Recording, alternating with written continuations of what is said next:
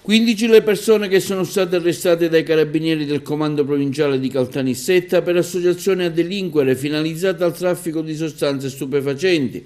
Per l'accusa, attraverso un continuo approvvigionamento garantito dai canali nelle province di Catania e di Agrigento, avrebbero gestito una rilevante attività di spaccio di cocaina, marijuana e hashish ad assuntori, ma anche ad altri spacciatori nel territorio di Mussomeli, dove la banda aveva base, e nelle località vicine al cosiddetto Vallone.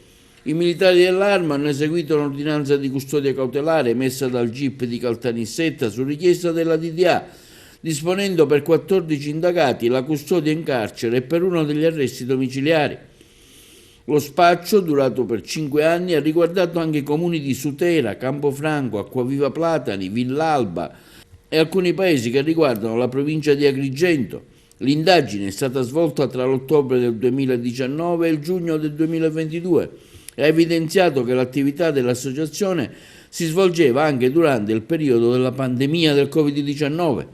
Nonostante le limitazioni sulla libertà di movimento dovute all'emergenza sanitaria, al vertice c'era un soggetto di Mussomeli che avrebbe finanziato gli approvvigionamenti di sostanze stupefacenti, gestito in prima persona l'attività illecita e organizzato il lavoro dei complici. Durante il corso delle indagini, l'attività di riscontro era stata arrestata in flagranza di reato una persona e sequestrati 130 grammi di cocaina e circa 2 kg di marijuana.